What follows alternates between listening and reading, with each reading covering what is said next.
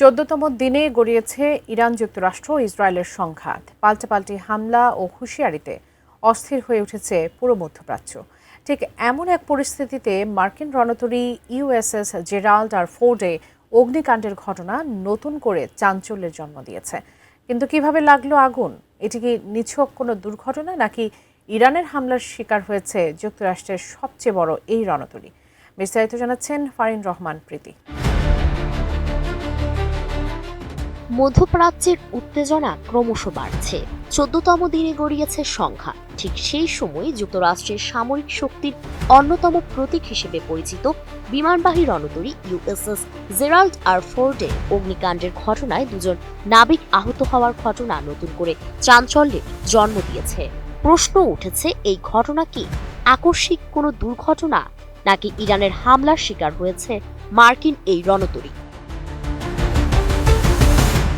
উন্নত মানের কাঁচামাল আরআইএল অ্যাঙ্গেল এন্ড চ্যানেল, এখন কাঠের দিন শেষ, আরআইএল এর বাংলাদেশ। এসব প্রশ্নের মাঝেই আগুন লাগার কারণ খোলাসা করেছে মার্কিন বাহিনী। প্রাথমিকভাবে হামলার শঙ্কা তৈরি হলেও পরে মার্কিন সামরিক বাহিনী জানায় এটি কোনো যুদ্ধজনিত ঘটনা নয়, বরং একটি দুর্ঘটনা। মার্কিন সেন্ট্রাল কমান্ড জানায় জাহাজটির প্রধান লন্ড্রি থেকেই আগুনের সূত্রপাত হয়। দ্রুত ব্যবস্থা নেওয়ায় আগুন নিয়ন্ত্রণে আসে এবং রণতরীর বড় ধরনের কোনো ক্ষয়ক্ষতি হয়নি। এর যান্ত্রিক ব্যবস্থাও অক্ষত রয়েছে বলে জানানো হয়েছে। মার্কিন নৌবাহিনীর দাবি, আগুন লাগার পরও রণতরীটি পুরোপুরি কার্যকর রয়েছে এবং এর অপারেশনাল সক্ষমতায় কোনো প্রভাব পড়েনি। তবে নিরাপত্তাজনিত কারণে বর্তমানে জাহাজটির সুনির্দিষ্ট অবস্থান প্রকাশ করা হয়নি। এমন এক সময় এই ঘটনা সামনে এলো যখন ইরানকে ঘিরে উত্তেজনার কারণে মধ্যপ্রাচ্যের বিভিন্ন সংঘাতপূর্ণ অঞ্চলে মার্কিন বাহিনীর তৎপরতা উল্লেখযোগ্যভাবে বেড়েছে। বিশ্বের বৃহত্তম বিমানবাহী রণতরীগুলোর একটি হিসেবে পরিচিত ইউএসএস জেরাল্ড আর ফোর্ড, এটি যুক্তরাষ্ট্রের নৌবাহিনীর বহরে থাকা 11টি ক্যারিয়ারের মধ্যে সবচেয়ে আধুনিক প্রযুক্তি সম্পন্ন। কৌশলগত প্রয়োজনেই সাম্প্রতিক সময়ে এর অবস্থান একাধিকবার পরিবর্তন করা হয়েছে। বছরের শুরুতে ভূমধ্য সাগরে মোতায়েন থাকার পর এটিকে লোহিত সাগরের দিকে সরিয়ে নেওয়ার তথ্য সামনে এসেছে।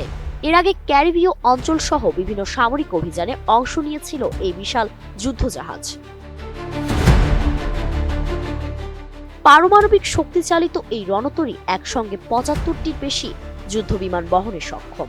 প্রায় 1106 ফুট দীর্ঘ এবং 1 লাখ টনের বেশি ওজনের এই জাহাজে বর্তমানে 5000-এরও বেশি নাবিক দায়িত্ব পালন করছেন। দীর্ঘ সময় ধরে টানা মোতায়েন থাকায় তাদের উপর চাপও বেড়েছে বলে বিভিন্ন প্রতিবেদনে উল্লেখ করা হয়েছে।